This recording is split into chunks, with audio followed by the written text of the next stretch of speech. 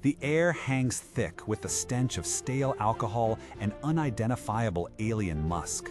A cacophony of guttural growls, jumbled alien dialects, and the jarring, off-kilter music of the model nodes spills from the entrance. This is the Mos Eisley Cantina, a place of dubious repute, bristling with danger and desperate deals. Every patron here seems to carry a weapon, a grudge, or both. They swagger, they eye each other suspiciously, they posture. It's a pressure cooker of volatility. And then he walks in. Not with a grand entrance, not drawing attention, but simply walks. An older man, cloaked in robes that speak of travel and time. His beard a salt and pepper testament to years lived. He doesn't puff out his chest, doesn't cast aggressive glances. Yet a stillness, an almost palpable quietude precedes him. This is Obi-Wan Kenobi, and his entry into this lawless den is a perfect, subtle masterclass in understated confidence. He moves with a quiet authority that commands respect precisely because it isn't demanded. His gait is unhurried, his steps deliberate, never faltering. His gaze, though seemingly soft, misses nothing. It sweeps across the room, observing, assessing, but never provoking. There's no swagger here, no boasting in his posture, only a deep-seated calm that sets him apart from the boisterous, often insecure patrons around him. He settles into a booth, his young companion, Luke Skywalker, beside him, almost blending into the background. Yet, every fiber of his being suggests a quiet, formidable presence. It's the kind of confidence that doesn't need to announce itself. It simply is. The atmosphere inside is a constant hum of barely contained aggression, and it's not long before that aggression finds an outlet. A particularly belligerent alien, Ponda Baba, bumps into Luke. The confrontation escalates quickly, as it often does in such places. Words are exchanged, threats are made, and Ponda Baba shoves Luke, pulling a blaster.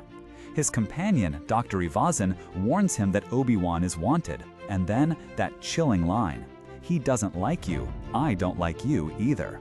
It's a flashpoint, a moment where a situation could spiral into deadly chaos, endangering not just Luke, but the mission that brought them here. Now, a lesser man, or a man intent on proving his might have opted for a grand display. A force push across the room, a dramatic leap, a drawn-out battle. But Obi-Wan Kenobi is not interested in spectacle.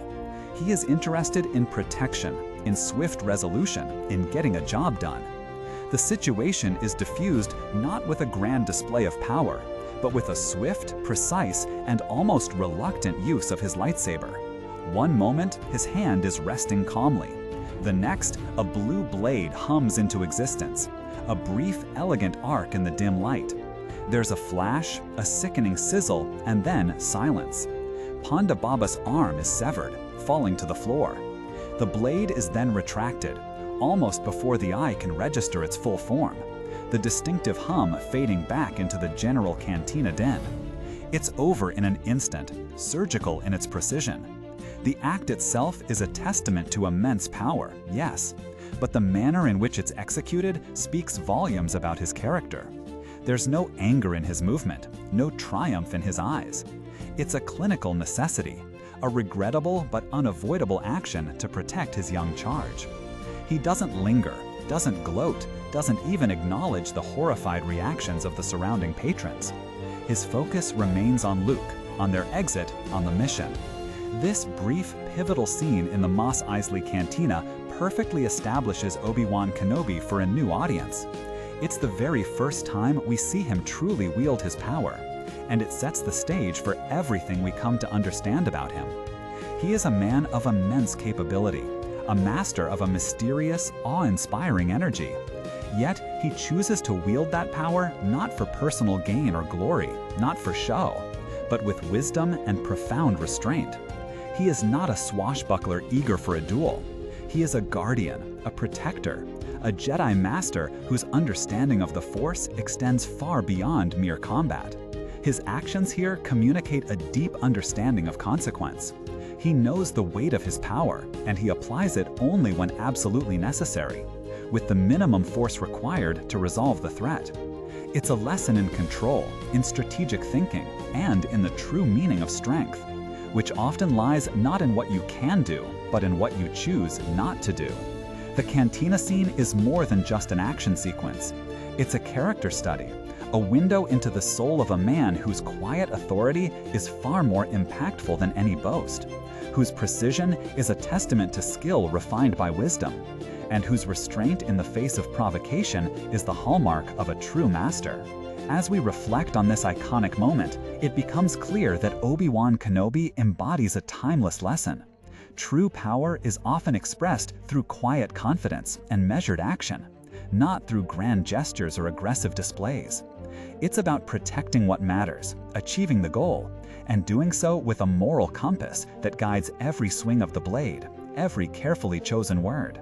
He walks out of that cantina not as a victorious warrior, but as a wise mentor, his mission secured, his character etched in our minds as a paragon of restraint. What do you think about Obi-Wan's approach in the Mos Eisley Cantina? Did you notice the understated power in that scene, or did the immediate action overshadow it for you? Share your thoughts in the comments below. If you found this exploration insightful, please consider liking this video and subscribing for more deep dives into the stories and characters that shape our imagination. Thank you for listening, and may the Force be with you.